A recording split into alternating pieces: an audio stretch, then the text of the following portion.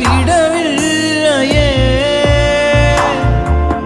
தடைகளை உடைத்தீரையா, தள்ளாட விடவில்லையே. சோர்ந்து போன நேரமெல்லாம் தூக்கி என்னை சுமந்து வாக்கு தந்து தேற்றினீரே. சோர்ந்து போன நேரமெல்லாம் தூக்கி என்னை சுமந்து வாக்கு தந்து தேற்றினீரே. நன்றி நன்றி ஐயா, கோடி கோடி நன்றி ஐயா. நன்றி நன்றி ஐயா, கோடி கோடி நன்றி ஐயா. மறவாமல் நினைத்தீரையா, மனதார நன்றி சொல்வே. என்னை மறவாமல் நினைத்தீரையா. துயர் நீக்கும் மருத்துவரே, என் துதிக்கு காத்திரரே. துயர் நீக்கும் மருத்துவரே, என் துதிக்கு காத்திரரே. பலனெல்லாம் நீர்தானையா, பிரியமும் நீர்தானையா. பலனெல்லாம் நீர்தானையா, என் பிரியமும் நீர்தானையா. சொல்லுவோம் நன்றி நன்றி நன்றி நன்றி நன்றி நன்றி. பாடுவோம் மகிழ்வோம் கொண்டாடுவோம், அப்பா சமூகத்தில் பாடி மகிழ்ந்து கொண்டாடுவோம்.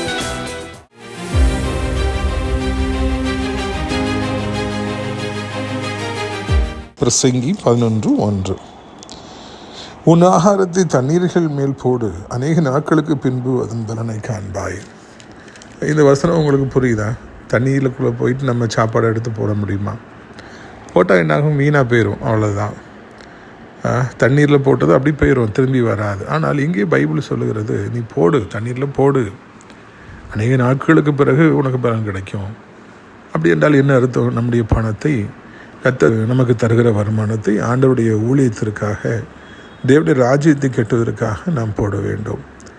அப்படி ஊழியத்துக்காக செலவழிக்கும் பொழுது, ஊழியக்காரங்களுக்கு காணிக்கை கொடுக்கும் பொழுது, சாப்பாடு கொடுக்கும் பொழுது, சர்ச்சை கட்டுறதுக்கு காசு கொடுக்கும் பொழுது, அது தண்ணீரில் போடுற மாதிரி, நமக்கு ஒன்றும் ரிட்டர்ன் ஆகாது. அதனால் ஒரு சிலர் சந்தோஷமாக இருக்கிறாங்க, கர்த்தர் கொடுத்தேன். ஒரு சிலர் நான் கொடுத்து என்னத்தை கண்டேன்னு வருத்தப்படுறாங்க. இல்லை, உடனடியாக பலன் கிடைக்காவிட்டாலும் அநேக நாட்களுக்கு பிறகு ஒரு நாளிலே ஆண்டவர் சொல்லுவார், நீ என்னுடைய ஊழியத்திற்காக கொடுத்தாய், ஊழியக்காரனை தாங்கினாய், ஆலயத்தை கட்டினாய், உனக்கு இதை வச்சுக்கன்னு சொல்லி 100 மடங்கு 1000 மடங்கு திரும்ப கொடுப்பார். ஊழியத்துக்கு கொடுத்தவங்க யாருமே வீணாக போனது கிடையாது. ஊழியத்திற்காக தன்னுடைய சொத்துக்களை விற்று கொடுத்தவர்கள், தன்னுடைய வருமானத்தை கொடுத்தவர் யாரும் வைக்கப்பட்டது கிடையாது. 100 மடங்கு 1000 மடங்கு ஆண்டவர் ஆசீர்வதிப்பார். கொடுங்கள், அப்பொழுது கர்த்தர் உங்களை ஆசீர்வதிப்பார். ஒருபொழுது நீங்கள் வெட்கப்பட்டு போவதில்லை. ஆனாலும் உடனடியாக கிடைக்காது, நாள் ஆனாலும் கண்டிப்பாக கிடைக்கும். கர்த்தர் உங்களை ஆசீர்வதிப்பார். ஆமென்.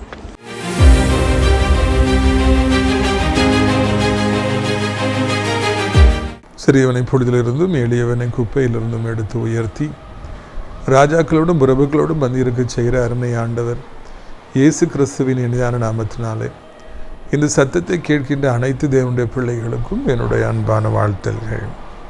நீங்கள் கோடா கோடியாய் பெருகுவீர்களாக, உங்கள் பிள்ளைகள் கோடா கோடியாய் பெருகுவார்களாக என்று வாழ்த்துகிறேன். பிரித்துக்குரியவர்களே, இந்த சனிக்கிழமை கர்த்தர் சித்தமானால் நாசரேத் தேவனுடைய மாளிகையில் வைத்து நம்முடைய விடுதலையின் கூட்டங்கள் நடைபெறும். கணக்கற்ற ஜனங்கள் மாதந்தோறும் வந்து பங்கு பெற்று ஏசப்பா தரும் ஆசீர்வாதங்களை இலவசமாய் பெற்று செல்கிறாங்க. நீங்களும் கூட தமிழ்நாட்டில் எங்கே இருந்தாலும் சரி வந்து இயேசு கிறிஸ்து உங்களுக்கு தரும் விடுதலையை பெற்று செல்ல வேண்டும் என்று உங்களை அழைக்கின்றேன். பிரியத்துக்குரியவர்களே, கூட்டத்தின் இறுதியிலே உங்களுக்காக தனித்தனியான சிறப்பு ஜெபங்கள், சிறப்பான உணவு என்பதை நினைவூட்டுகிறேன். அது மாத்திரமல்ல, பிரியத்துக்குரியவர்களே, நம்முடைய ஊழியத்தின் சார்பாக நாசரேத் தேவனுடைய மாளிகைக்குள்ளாகவே அடைக்கலான் குருவி எனப்பட்ட ஒரு ஆவிக்குரிய முதியோர் இல்லம் இருக்கிறது. அது சிறப்பம்சம் என்னவென்றால் தினந்தோறும் அங்கே ஜெபங்கள் எடுக்கப்படுகிறது. எனவே தேவனுடைய பிள்ளைகள் எங்கே இருந்தாலும் வந்து அதில் சேரும்படியாக அழைக்கின்றோம். நம்முடைய பிரயோஜனத்திற்காக 1 ராஜாக்கள் 1ஆம் அதிகாரம் 32ஆம் வசனம் முதல். பின்பு தாவீது ராஜா ஆசாரியனாகிய சாதோக்கையும் தீர்க்கதரிசியாகிய நாத்தானையும் யோதாவின் குமாரன் பெனாயாவையும் என்னிடத்தில் வரவழையுங்கள் என்றான். அவர்கள் ராஜாவுக்கு முன்பாய் பிரவேசித்த பொழுது ராஜா அவரை நோக்கி, நீங்கள் உங்கள் ஆண்டவனாகிய சேவரை கூட்டிக் கொண்டு என் குமாரனாகிய சாலமோன் என் கோவேரின் கழுதின் மேல் ஏற்றி அவனை கீகோனுக்கு அழைத்து கொண்டு போங்கள். அங்கே ஆசாரியனாகிய சாதோக்கும் தீர்க்கதரிசியாகிய நாத்தானும் அவனை இஸ்ரவேல் மேல் ராஜாவை அபிஷேகம் பண்ண கடவர்கள். பின்பு எக்காலம் மோதி ராஜாவாகிய சாலமோன் வாழ்க என்று வாழ்த்துங்கள். அதன் பின்பு அவன் நகர்வலம் வந்து என் சிங்காசனத்தில் வீச்சிருக்கும்படி அவனை கூட்டிக் கொண்டு வாருங்கள். அவனே என் ஸ்தானத்தில் ராஜாவாக இருப்பான்.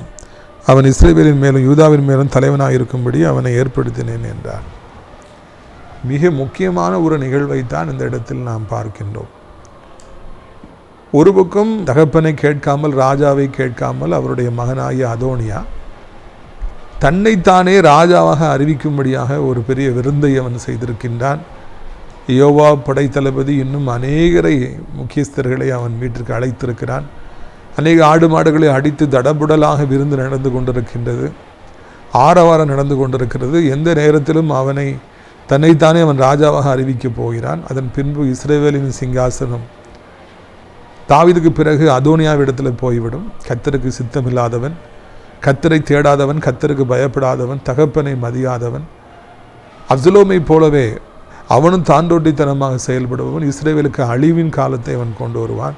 அவன் தன்னை ராஜாவாக மாற்றுகிற கடைசி நிமிடம் வந்துவிட்டது. கொஞ்சம் கொஞ்சமாக அவன் முன்னேறுகின்றான். தனக்கு முன்பாய் ஓடுகிற ஆட்களை சம்பாதிக்கின்றான். ரதத்திலே போகின்றான். அதோனியா வாழ்க வாழ்க என்று அவர்கள் கூப்பிடுறாங்க. பரபரப்பை ஏற்படுத்துகிறான். அவனுக்கு கொஞ்சம் கொஞ்சமாக எல்லாரும் சப்போர்ட் பண்ண ஆரம்பிக்கிறாங்க. ஆசாரியர் சப்போர்ட் பண்ணுறாரு. அதுக்கப்புறமா யோவாப் சப்போர்ட் பண்ணுறாரு. எல்லாரும் சேர்ந்து அவனை ராஜாவாக்கணும்னு முடிவுக்கு வந்துடுறாங்க. அது வரைக்கும் தாவீது கண்டுகொள்ளவே இல்லை, அவனை கண்டிக்கவே இல்லை. யாரும் அவனுக்கு சப்போர்ட் பண்ணாதீங்கன்னு யாருக்கும் எச்சரிக்கவும் இல்லை. அவர் அமைதியாகவே இருக்கின்றார். David was inactive. அவர் எப்பொழுது செயல்பட வேண்டுமோ அப்பொழுது அவர் செயல்படாதபடி அமைதியாக பார்த்து கொண்டிருக்கின்றார். அவர் செய்த மிகப்பெரிய தவறு அது.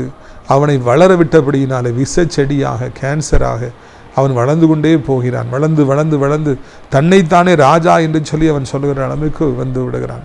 அந்த இறுதி நிமிடங்கள் வந்து விடுகிறது. அதுவரைக்கும் தாவீது ராஜா அமைதியாகவே இருந்தார், ஒன்றும் கண்டுகொள்ளவே இல்லை. இப்பொழுது காரியம் கைவிஞ்சி போய்விடுகிற அளவிற்கு வந்து விடுகிறது. அந்த நேரத்தில் என்ன சம்பவம் நடந்தது என்பதைத்தான் இப்பொழுது நாம் வாசிக்கிறோம். பிரித்துக்குரியவர்களே, தாவீது ராஜா எவ்வளவோ ஒரு பெரிய பரிசுத்தவான், கர்த்தருடைய பிள்ளை, ஞானி, எவ்வளவோ அனுபவங்களையும் மேடுபள்ளங்களையும் வாழ்க்கையில் சந்தித்தவர். ஆனால் அவர் செயல்பட வேண்டிய நேரத்தில் செயல்படாமல் அமைதியாக இருந்தது, தாமதித்தது, வேடிக்கை பார்த்தது மிகப்பெரிய தவறு என்பதையும் முதல் பகுதியில் நாம் காண்கின்றோம். நாம் வேடிக்கை பார்க்கிற ஒரு கூட்டமாக அநேக நேரங்களிலே நாம் இருக்கின்றோம். ஒரு புதுசாக ஒரு கவர்மெண்ட் வந்திருக்குன்னா நம்ம வேடிக்கை பார்க்குறோம். எப்படி இந்த கவர்மெண்ட்டு போகுது நம்ம பார்க்குறோம். எலெக்ஷன் நடந்துச்சு, நம்ம அதில் வேடிக்கை பார்த்துக்கிட்டே இருந்தோம். எந்த கட்சி ஜெயிக்க போகுது நம்ம வேடிக்கை பார்த்துக்கிட்டே இருந்தோம். சரி, இப்போ அதெல்லாம் முடிஞ்சு போச்சு. வேர்ல்டுக்கு ஃபுட்பால் ஆரம்பிக்குது, யார் ஜெயிக்க போகிறா அப்படின்னு சொல்லி நம்ம பார்த்துக்கிட்டே இருக்கோம். ஐபிஎல் நடந்துச்சு, யார் அதில் ஃபைனல்ஸில் வின்னர் ஆக போகிறான்னு சொல்லி நம்ம பார்த்துக்கிட்டோம். வேடிக்கை பார்ப்பது என்பது மனிதர்களுக்கு ஒரு முக்கிய பிடித்தமான ஒரு காரியம். குற்றாலம் சீசன் வந்துச்சு, மக்கள் பக்கத்தில் போய் பார்க்குறாங்க, குளிக்கிறாங்க. அது அவங்களுக்கு ஒரு பிடித்தமான காரியம். சரி, இதுதான் மனிதர்களுடைய நேச்சருங்கிறதுனால நம்முடைய சொந்த வாழ்க்கையில் ஒரு காரியம் நடக்கிற பொழுது, ஒரு தவறான காரியம் நடக்கிற பொழுது, சாத்தான் வியாபிக்க ஆரம்பிக்கிற பொழுது, இதையும் நான் வேடிக்கை பார்ப்பேன் என்று வேடிக்கை பார்ப்பதற்காக ஆண்டவர் நம்மை அழைக்கவில்லை. செயல்படுவதற்காக, அதை தடுப்பதற்காக, கண்ணீர் வடிப்பதற்காக, ஜெபிப்பதற்காக, ஆண்டவரே என்று மண்டாடுவதற்காக, தடுத்து நிறுத்தும் என்று சொல்வதற்காக, முடிந்தளவு முயற்சிகளை எடுப்பதற்காக நாம் பிரயாசப்பட வேண்டும், போராட வேண்டும். வேடிக்கை பார்க்கிற ஜனமாக ஆண்டவர் நம்மை அழைக்கவில்லை, மாறாக போராடுகிற ஜனமாய்த்தான் ஆண்டவர் நம்மை அழைத்திருக்கிறார். ஊழியத்தின் பாதையிலே ஆண்டவர் என்னை அழைத்த பொழுது நான் வேடிக்கை பார்த்து கொண்டிருக்கவில்லை. எதன் மூலமாக ஆண்டவர் என்னை உயர்த்துவார், யார் மூலமாக ஆண்டவர் என்னை உயர்த்துவார், எப்படியாக ஊழியத்திற்கான வாசலை திறப்பார் என்று நான் காத்திருக்கவில்லை. மாறாக நானே ஓடி ஓடி போய் உழைத்தேன். மேகசினை முதலாய் பிரிண்ட் பண்ணும்பொழுது என்னுடைய மாணவர்களை அழைத்து கொண்டு நானே வீடு வீடாக போய் போடுவேன். சிடியை ஷூட் பண்ணி எடிட் பண்ணி அதை நானே திருநெல்வேலியில் கொண்டு போய் டிவி சேனலில் போய் ஓடி ஓடி போய் கொடுப்பேன். பிரியத்துக்குரிய ஊழியத்துக்கு வாருங்கள் என்று என்னுடைய மாணவர்களை நானே ஓடி ஓடி போய் அழைப்பேன். எவ்வளவோ முயற்சிகளை நான் எடுத்தேன். நான் வேடிக்கை பார்த்து கொண்டு இருக்கவில்லை, மாறாக உழைத்தால்தான், நான் செயல்பட்டால்தான் நானுடைய ராஜ்யத்தை கட்ட முடியும், ஊழியத்தை கட்ட முடியும் என்று அறிந்திருந்தபடியினாலே நான் அப்படியாக செய்தேன். கர்த்தரும் கூட அதை பார்த்தார், மனம் இறங்கினார். என் மகன் இவ்வளோ ஓடுறானே, பாவமாக இருக்க யாருமே இல்லை என்று சொல்லி கொஞ்சம் கொஞ்சமாக என்னை ஊழியக்காரனாக உருமாற்றினார். எதற்காக இதை சொல்கிறேன் என்றால், என்னை பெருமைப்படுத்தும்படியாக, என்னை உயர்த்தி சொல்லும்படியாக நான் வரவே இல்லை. யாராய் வேண்டுமென்றால் நீங்கள் இருங்கள், வேடிக்கை மாத்திரம் பார்த்து கொண்டா இருக்காதிருங்கள். அன்றைக்கு ஒரு தகப்பன் சொன்னார், என் மகள் ஒரே மகள், அவள் வீட்டில் 2 ரூம் இருக்குது, ஒரு ரூமுக்குள்ளே போய் பூட்டிக்கிட்டு அவள் ஃபோன் பேசிக்கிட்டே இருக்கிறாள். ஏம்மா இப்படி பேசுகிறேன்னு சொல்லி கேட்டால், நான் அப்படி தான் பேசுவேன் அப்படிங்கிறான். இன்னும் நிறைய பெற்றோர்கள் பிள்ளைகள் தவறு செய்கிற பொழுது வேடிக்கை பார்த்துட்டே இருக்கிறாங்க, அவங்கள கண்டிக்கிறது இல்லை, அவங்ககிட்ட தவறு என்று சொல்லி உறுதியாக சொல்வதில்லை, விட்டுறாங்க. அதனால் அந்த பிள்ளைகள் விஷச்செடிகளாக இந்த அதோனியா போல மாறி விடுகிறார்கள், பெற்றோர்களை மதிக்காதவர்களாக மாறி விடுகிறாங்க. எப்படி இவன் தனக்கு என்று சொல்லி ஒரு ராஜ்ய பாரத்தை தானே ஏற்றுக்கொள்ள அவன் முடிவு செய்து அதை நோக்கி போனானோ, அதே மாதிரி இன்றைக்கி நிறைய வாலிப பிள்ளைகள் தாங்களாகவே தங்களுக்கு திருமண துணைகளை, வாழ்க்கை துணைகளை தேர்வு செய்ய ஆரம்பிக்கிறாங்க. கர்த்தரை அறியாதவர்களை பார்த்து, இதுதான் என் மாப்பிள்ளை, இதுதான் என் பொண்ணு அப்படின்னு சொல்கிறாங்க. அம்மா அப்பா இது தப்புன்னு சொன்னால் அதெல்லாம் காது கொடுத்தே கேட்கறதில்ல. தானாகவே தங்கள் வாழ்க்கையை கட்டமைத்து கொள்ளுகிற அதோனியாக்கள், வாலிப பிள்ளைகள், வாலிப பெண்கள், வாலிப ஆண்கள் என்று சொல்லி எத்தனையோ பேர் தாங்களாகவே தங்களுடைய வாழ்க்கையை கட்டி விடுவதற்கு துணிகிறார்கள். ஆரம்பத்திலே அம்மா அப்பா நெருக்கி பிடிச்சிருந்தாங்கன்னா, சத்தம் போட்டிருந்தாங்கன்னா, டிசிப்ளினாக வளர்த்துருந்தாங்கன்னா இப்படி ஒரு நிலைமை வந்திருக்குமா? வந்திருக்காது. அவர்களை விட்டு விட்டபடியினால்தான் என் பையன் அப்படி தான் ஃப்ரீடமாக தான் இருப்பான், என் மகா அப்படி தான் இண்டிபெண்ட்டாக இருப்பான்னு சொல்லி அவர்களை என்கரேஜ் பண்ணதுனால தான் இன்றைக்கி அவங்க எல்லாத்தையும் நாங்கள் தான் செய்வோம், நீ யார் எங்களை கேட்குறதுக்குன்னு சொல்கிற அளவிற்கு வந்துவிட்டது. எனவே நாம் கவனமாக வாழும்படியாக இருக்கிறோம். பிள்ளைகளை விட்டுவிட வேண்டாம், இஷ்டத்துக்கு விடாதீங்க, அது கடைசியில் மிகப்பெரிய வேதனைகளை கொண்டு வந்துடும் என்பதை நாம் பார்க்கிறோம். இப்படி நிலைமை வந்தோடனே தான் இந்த நாத்தான் வருகிறார், சேபல் இடத்துல போகிறார். என்ன இப்படி எல்லோரும் அமைதியாக இருக்கிறீங்க, அங்கே அவன் ராஜாவாக போகிறான், சாலமோன் தானே ராஜாவாகணும்னு சொல்லி ராஜா சொன்னார், ஆனால் வீட்டிலலாம் இருக்கிறான் என்னன்னு சொல்லி கேட்ட உடனே பசேபால் தாவீட்ட வந்துட்டு நாத்தானுடைய ஆலோசனை இப்படி நடக்கிறதெல்லாம் சொல்கிறாங்க, அங்கே இப்படி விருந்து நடக்குது, அவன் ராஜாவாக போகிறான், நீங்கள் பார்த்துட்ருக்கீங்களே அப்படின்னு சொல்லி கேட்குறேன்.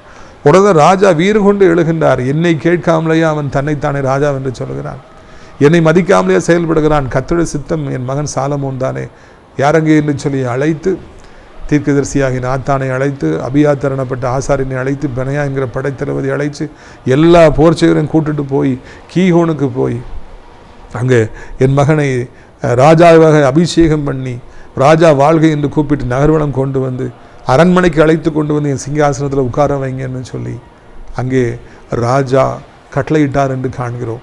அதன்படியே இந்த 3 பேரும் சாலமோனை அழைத்து கொண்டு போய் தைலக்கொம்பை எடுத்து ஊற்றி, நீதான் ராஜான்னு சொல்ல மக்கள்லாம் ஆர்ப்பரிக்க, இந்த பூமியே அதிரத்தக்கதான ஒரு ஆர்ப்பரிப்பு ஏற்பட சாலமோனை ராஜாவாக மாற்றினாங்க. அங்கே அதோனியா அவனோட கூட இருந்த கூட்டம் ஓடி ஒளிந்தது, அழிந்து போயிற்று என்று நாம் காண்கின்றோம். தூங்கிக் கொண்டே இருந்த ராஜா கடைசி நிமிடத்தில் செயல்படுகிறார், சூப்பராக செயல்படுறார், எதிரிகளை அழிக்கிறார். கடைசி நிமிடத்தில் தன் மகனாகிய சாலமோனை ஆண்டவருடைய அநாதி சித்தத்தின்படி, தீர்மானத்தின்படி அவர் ராஜாவை மாற்றினார். அந்த நேரத்தில் மாத்திரம் அவர் அமைதியாக இருந்திருப்பார் என்றால், நாத்தான் செயல்படாமல் போயிருப்பார் என்றால், அங்கே குறுக்கிடாமல் போயிருப்பார்னா அங்கே எல்லாமே கெட்டு போயிருக்கும். தாமதமாக அவர் செயல்பட்டார், தாவீது மிக தாமதமாய் செயல்பட்டார். இருப்பினும் அந்த செயல்பாடு இஸ்ரவேலுக்கு மிக பெரிதான ஒரு நன்மையை கொண்டு வந்தது என்று நாம் காண்கின்றோம். தாமதம் செய்கிறது எவ்வளவோ பரவாயில்லை, செய்யாமலே போகிறத விட தாமதமாக செய்கிறது எவ்வளவோ பரவாயில்லை அப்படின்னு சொல்லி சொல்லுவாங்க. படிக்காமலே போகிறத விட 50 வயசில் படிக்கிறது தவறல்ல இல்லையா? நான் படித்த காலத்தில் மெட்ராஸில் லைலாக்காஜில் படிக்கும்போது செமினரில் இருக்கிற கேத்தலிக் சிஸ்டர்ஸ், ஃபாதர்ஸ் அவங்களாம் 50 வயசில் என் கூட படித்தாங்க. அப்போ அவங்களுக்கு ஆச்சரியமாக இருக்கும், அவங்க எவ்வளவோ பெரியவர்கள், ஆனால் கிளாஸில் வந்து உட்கார்ந்துருப்பாங்க, படித்தாங்க. அது படிப்புக்கு ஒரு வயதை தடையாக நினைக்கவில்லை. பெட்டர் லேட் தேன் நெவர் என்பதை அவர்கள் மூலமாக நான் கண்டேன். பிரியத்துக்குரியவர்களே, நம்முடைய வாழ்க்கையில் தாமதமானால் கூட பரவாயில்லை, நம்ம இப்போ கூட கெட்டு போகலை. நான் நினைத்தால் நம்முடைய வாழ்க்கையை கட்டமைக்கலாம், எதிர்காலத்தை கட்டமைக்கலாம், ஊழியங்களை கட்டமைக்கலாம், குடும்பத்தை கட்டமைக்கலாம், திருமண வாழ்க்கையை கட்டமைக்கலாம், எதுவை வேண்டும் என்றாலும் நான் செய்யலாம் என்கிற நல்ல செய்தி இந்த நாளிலே நமக்கு கிடைக்கின்றது. பிரியத்துக்குரியவர்களே, என் உள்ளத்தில் ஒரு பெரிய வாஞ்சையை ஆண்டவர் தந்தார், விருப்பத்தை தந்தார். இதை குறித்து நீ பேசு என்று சொல்லி ஆண்டவர் என் உள்ளத்தில் பேசினார். எவ்வளோ காலம் நீங்கள் அமைதியாக இருப்பீங்க? எவ்வளோ காலம் நீங்கள் வேடிக்கை பார்த்துட்டு இருப்பீங்க? செயல்படுங்க.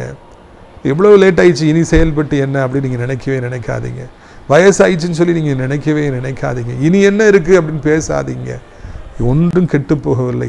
இன்றைக்கு நீங்கள் நினைத்தால் கூட செயல்படலாம், காரியங்களை நடப்பிக்கலாம், மாபெரும் வெற்றியை பெறலாம் என்கிற நல்ல செய்தியை உங்களுக்கு நான் அறிவிக்கும்படியாக விரும்புகிறேன்.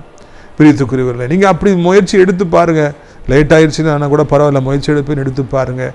கர்த்தர் உங்களுக்கு காரியங்களை வாக்கிய பண்ணுவார். ஆண்டவர் காரியங்களை கைகூடி வர பண்ணுவார். உங்களுக்காக நாத்தானை, உங்களுக்காக அபியாத்தாரை, உங்களுக்காக ஒரு பெனாயாவை எழுப்பி உங்கள் பின்பு சோல்ஜர்ஸ் போல, இஸ்ரவேலின் சேனைகளைப் போல ஒரு பெரிய கூட்டத்தை வர செய்து உங்களை ராஜாவாக ஆண்டவர் உயர்த்துவார். பெரிய காரியங்களை செய்வார் என்பதில் சந்தேகமே இல்லை. உலகத்தில் சூப்பர் பவராக இருக்கிற அமெரிக்கா, அதனுடைய தலைவராகிய பிரசிடென்ட் ஆகிய டொனால்ட் ட்ரம்ப்புக்கு இப்போ 80 வயது ஆகிறது. இப்பொழுதுதான் அவர் உலகத்தை அசைக்கிற ஒரு மனிதனாக, வல்லமை நிறைந்தவராக அவர் இருக்கின்றார். 80 வயசில் என்ன இருக்குது, ஆடி அடங்கியாச்சின்னு சொல்லி நினைத்திருந்தால், அவர் வீட்டிலே படுத்திருந்தால் இன்றைக்கு இவ்வளோ பெரிய ஒரு புகழ்பெற்ற மனிதனாக மாறி இருக்கவே முடியாது. உலக வரலாற்றையே அவர் தான் கட்டமைக்கிறார். காரணம், அந்தளவுக்கு அந்த வல்லமை அமெரிக்க அதிபர் பதவிக்கு இருக்கிறது. அதை 80 வயதிலே அவர் பெற்றுக்கொண்டார் என்று நாம் காண்கின்றோம். பிரியத்துக்குரியவர்களே, நீங்களும் கூட வாழ்க்கையில் செயல்படுங்கள், காலங்களை பிரயோஜனப்படுத்திக் கொள்ளுங்கள், ஆதாயப்படுத்திக் கொள்ளுங்கள். சும்மா இருக்காதீங்க, வேடிக்கை பார்த்துட்டு இருக்காதீங்க, சேர் லீடராக இருக்காதீங்க. அவங்க ஜெயிக்கட்டும் இவங்க ஜெயிக்கட்டும் சொல்ல, நீங்கள் வாங்க, நீங்கள் செயல்படுங்க. அப்பொழுது மிகப்பெரிய மாற்றங்களை நீங்கள் காண்பீர்கள் என்பதையே இந்த நாளிலே ஆண்டவர் நமக்கு வெளிப்படுத்துகின்றவராக இருக்கின்றார். பைபிளை எடுத்து பார்க்கிற பொழுது நம் ஒவ்வொரு காலகட்டத்திலும் ஒவ்வொருவரை ஆண்டவர் எழுப்பி செயல்பட வைத்தார் என்று பார்க்கிறோம். கிதியோனை எழுப்பினார், செயல்பட்டார். அவர் கையில் தீவெட்டியை பிடித்து கொண்டு, மண்பானை வைத்து கொண்டு, எக்காலத்தை ஊதி, பானைகளை உடைத்து அவர் செயல்பட்டபடினால எதிரிகள் முறியடிக்கப்பட்டார்கள் என்று காண்கிறோம். சிம்சோன் தூணை பிடித்து தள்ளி 3000 பெலிஸ்தர்களை, முக்கியஸ்தர்களை, பிரபுக்களை ஒரே நாளில் கொன்றார் என்று நாம் காண்கின்றோம். நாம் இப்படிப்பட்ட செயல் வீரர்களாக இருக்கும்படியாக நாம் அழைக்கப்படுகிறோம். வாழ்க்கையில் கர்த்தர் பலம் கொடுத்துருக்கிற பொழுதே இது மாதிரி நாசிரியது நதி, 1 நிமிட தேன் துளி, தமிழ், இங்கிலீஷ், ஹிந்தி, 30 நிமிடம், இப்போ 20 நிமிட தேன் துளி, சனிக்கிழமை ஊழியம், எங்கெல்லாம் ஆண்டவருக்காக ஹவுஸ் விசிட் போக முடியுமோ போய், என்னவெல்லாம் செயல்பட முடியுமோ அதையெல்லாம் நான் செயல்பட்டு கொண்டிருக்கிறேன். நேரத்தையும் காலத்தையும் செலவழித்து என்னை அடக்கி ஆண்டவருக்காக ஊழியம் செய்துகிட்டு இருக்கிறேன். சும்மா இருக்கவே கூடாது, ஆண்டவருக்காக ஊழியத்தை செய்து கொண்டே இருக்க வேண்டும் என்பதுதான் என்னுடைய வாஞ்சியாக இருக்கிறது. சம்பாதிக்க வேண்டிய வயசில் சம்பாதிச்சுட்டே இருங்க. வீட்டில் போய் படுக்காதீங்க, ரெஸ்ட் எடுக்கணும்னு நினைக்காதீங்க, செயல்படுங்க, ஆக்டிவாக இருங்க. சோம்பேறித்தனம் என்பது எவ்வளவு ஆபத்தானது என்பதை ஞானி நீதிமொழியில் எழுதி கொண்டே இருக்கிற. சோம்பேறி, நீ எவ்வளவு நேரம் நீ படுத்திருப்பாய்? நீ தூங்கி கொண்டிருந்தால் உன் வறுமை ஆயுதம் அணிந்தவனை போல வரும். யார் தூங்கிட்டே இருக்காங்களோ அவங்க வறுமை ஆயிடுவாங்க, ஏழை ஆயிடுவாங்க. அறிவில், பலத்தில், காலையில் எந்திரிச்சா வாக்கிங் போனால் உடம்பு ஸ்ட்ராங்காக இருக்குன்னா ஏழை ஆயிடுவோம், ஹெல்த்தே இல்லாமல் போயிடும். நம்ம காலையில் எழுந்துச்சி படித்தோன்னா நம்ம அறிவானவங்களாக மாறுவோம், நல்லா மார்க் எடுப்போம், இல்லைன்னா ஃபெயில் ஆயிடுவோம் என்று இதெல்லாம் ஞானி ஏற்கனவே எழுதி வைத்திருக்கிறார். உங்கள் கால்கள் ஓடிக்கொண்டே இருக்கட்டும், மூளை சிந்தித்து கொண்டே இருக்கட்டும், கைகள் ஏதாவது ஒன்றை செய்து கொண்டே இருக்கட்டும். நீதிமொழியில் 30வது அதிகாரத்தில் வாசிக்கிற பொழுது புத்தியுள்ள அந்த கன்னிகை, குணசாலியான பெண் என்னெல்லாம் செய்கிறாங்கிறத நம்ம வாசிக்கிறோம். நாமும் கூட செயல்பட்டு கொண்டே இருப்போம். ஓய்வெடுக்க வேண்டும் என்று நினைக்கவே வேண்டாம், தூங்கணும்னு நினைக்கவே வேண்டாம், செயல்பட்டு கொண்டே இருப்போம். தாவீது வேடிக்கை பார்த்திருந்தால் அன்றைக்கு இஸ்ரவேலுடைய வரலாறே கெட்டு போயிருக்கும். ஆனால் அவர் செயல்பட்டதுனால தான் சாலமோன் ராஜாவாக மாற்றப்பட்டார், இஸ்ரவேலும் உயர்த்தப்பட்டது, மக்களும் ஆசீர்வதிக்கப்பட்டார்கள் என்று நான் காண்கிறோம். எனவே இந்த அருமையான நாளில் கூட சத்தியத்தை நீங்கள் ஞாபகத்தில் வைத்துக் கொள்ளுங்கள், செயல்படுங்கள். அப்பொழுது கர்த்தர் உங்களை ஆசீர்வதிப்பார். உங்களுக்காக நான் ஜெபிக்கட்டுமா? கண்களை மூடுவீர்களா? நாம் ஜெபிக்கலாம். அப்பா பிதாவே, வானத்துக்கும் பூமிக்கும் ஆண்டவரே, இந்த அருமையான நாளுக்காக நன்றி. இந்த நாளிலும் கூட தகப்பனே, நம்முடைய சத்தத்தை கேட்பதற்கு எங்களுக்கு கர்த்தாவே நீங்கள் உதவி செய்திருக்கிறீங்க, அதற்காக நமக்கு நன்றி ஐயா. செயல்படாமல் இருந்தால், வேடிக்கை பார்த்து கொண்டிருந்தால் எவ்வளவு ஆபத்து என்பதை இந்த நாளில் கற்றுக்கொள்கிறோம். ஆண்டவரை, பிள்ளைகளை வளர விட்டால், தாண்டோந்தித்தனமாக செயல்பட விட்டால் அவர்கள் எவ்வளவு சேதாரத்தை விளைவிப்பார்கள் என்பதற்கு தாவீதுடைய மகனாகிய அதோனியா ஒரு எடுத்துக்காட்டாக இருக்கிறான். அவனைப் போல பிள்ளைகள் இன்றைக்கு தாண்டோண்டித்தனமாக செயல்பட்டு தனக்கு பிரியமானவனை கல்யாணம் பண்ணுவேன், பிரியமானவளை கல்யாணம் பண்ணுவேன், நீங்கள் யார் அதை கேட்குறதுக்குன்னு சொல்லி திமிரு பிடித்து நிற்பதை பார்க்கிறோம், அழிந்து போவதை பார்க்கிறோம். ஐயா, எஸ் ஐயா, ஏதாவது ஒரு தகப்பன் தாய் அப்படிப்பட்ட நிலைமையில் இருந்து இந்த செய்தியை கேட்டுக்கொண்டிருப்பார்கள் என்றால், என் பிள்ளையை கண்டிக்க தவறிவிட்டேனே, இப்பொழுது கைமீறி போய் நிற்கிறது, நான் என்ன செய்வேன் என்று சொல்லி அவர்கள் தவிப்பார்கள் என்றால் அவர்களுக்கு உதவி செய்யும். பிள்ளைகள் மனம் மாற, பெற்றோரை மதிக்க, ஆண்டோட சித்தத்தின்படி தீர்மானத்தின்படி திருமணம் செய்ய உதவி செய்யுங்க. கர்த்தாவே, எத்தனையோ பிள்ளைகள் இன்றைக்கு ஆண்டவர் போதைக்கு அடிமைகளாக கெட்ட நண்பர்களோடு கெட்ட வாழ்க்கையில் ஈடுபடுகிற எவ்வளோ தவறான போகிறவர்களை பார்க்கிறோம். வாலிபரில் ரசிங்க, வயசானவங்க கீழே விழுந்து விடாதபடி 2 கைகளால் ஏந்தி கொள்ளுங்க. எலும்புகள் முறிஞ்சிடக்கூடாது, வியாதி வந்துடக்கூடாது. இரவு நல்ல நித்திரை தரணும், பசி சாப்பாடு செரிமானத்தை தரணும். ஆண்டவரை, பணம் இல்லை, வேலை இல்லை, நான் எங்கே போவேன் தவிக்கிறவர்களுக்கு ஏதாவது ஒரு நிரந்தரமான வழி ஏற்படுத்தி தாரும். அப்படி அனைத்து தேவைகளையும் சந்தியும். கையேந்தி நிற்க ஒரு நாள் சூழ்நிலையை விடக்கூடாதப்பா. நீங்கள் அப்படியே செய்ய போகிற அன்பிற்காக நமக்கு சோத்திரம் ஐயா. இன்னும் கூட ஆண்டவரை தோத்திரம்ப்பா. நம்முடைய பிள்ளைகளிடத்தில் நாங்கள் கெஞ்சுகிறோம், பிள்ளைகளுக்காக கெஞ்சுகிறோம். வியாதிப்பட்டிருப்பார்கள் என்றால் அது எவ்வளோ கொடிதான வியாதியாக இருந்தாலும், அது ஆறாமலே இருந்தாலும், பல வருடங்களாக இருந்தாலும் இப்பொழுதே அது நீங்கி போக முடியாது செய்யும். ஐசியூவில் இருக்கிற மக்கள், உயிருக்கு போராடி கொண்டிருக்கிறவங்களாம் புது வாழ்வு தார், இன்னொரு சந்தர்ப்பத்தை தந்து வாழ வைத்திரணும். நீர் அப்படியே செய்வீர், உமக்கு சோத்திரம். இந்த அருமையான நாளிலும் கூட தகப்பனே, அப்பா மனம் இறங்குங்கப்பா, மனம் இறங்குங்கப்பா, மனம் இறங்குங்க. யார் யாரெல்லாம் எனக்கு ஒரு அற்புதம் வேண்டும் என்று காத்திருக்கிறாங்களோ அற்புதம் செய்யுங்க. நீண்ட காலமாய் காத்திருப்பவர்களுக்கு மனம் இறங்குங்க. ஏசப்பா, உலகம் இருக்கிற அத்தனை நாடுகளையும், இந்திய தாய் திருநாட்டையும், அனைத்து மக்களையும் ஆசீர்வதிங்க. முக்கியமாக ஏசப்பா பிள்ளைகள், ஏசப்பாக்கா எல்லாத்தையும் விட்டுட்டு வந்திருக்கிற பிள்ளைங்க, ஞாயிற்றுக்கிழமை தவறாமல் ஆராதனைக்கு போகிற பிள்ளைங்க, அவனை வெட்கப்படவே விடாதீங்க. சாத்தான் நெருக்கும்போது நீங்கள் சாத்தான் நெருக்கி அப்புறப்படுத்துங்க. இயேசுவின் நாமத்தினாலே ஆண்டவரே, நம்முடைய ஆசிரியர் திராட்சைப்பழத்தோட்ட ஊழியம் நேசிக்கிற நாள்தோறும் நிகழ்ச்சியை பார்க்கிற அறிமுகப்படுத்துகிற அனைத்து நல்ல உள்ளங்களையும் கர்த்தர் ஆசீர்வதிங்க. இயேசுவின் நாமத்தினாலே கர்த்தாவே சோத்திரம் ஐயா. அடைக்கலான்குரிய முதியோர்கள் சேர அநேகரை அழைத்து கொண்டு வாருங்க. இந்த நிகழ்ச்சியை பார்த்து ஒவ்வொருவரையும் இன்று மேற்கொண்டு ஆசீர்வதிங்க. இயேசுவின் மூலம் ஜெபிக்கிறோம் பிதாவே. என் ஆத்துமாவை கர்த்தரை சோத்திரி, என் முழு உள்ளமே அவருடைய பரிசுத்த நாமத்தை சோத்திரி. என் ஆத்துமாவை கர்த்தரை சோத்திரி, அவர் செய்த சகல உபகாரங்களையும் ஒருபொழுதும் மறவாதே. ஆமென். கர்த்தராகிய இயேசு கிறிஸ்துவின் கிருபையும் பிதாவாகிய தேவனுடைய அன்பும் பரிசுத்த அந்யோன்யமில்லாத பிரசன்னம் உங்கள் அனைவரோடும் என்றைக்கும் சதா காலங்களில் நிலைத்திருப்பதா. அல்லேலூயா, அல்லேலூயா, ஆமென்.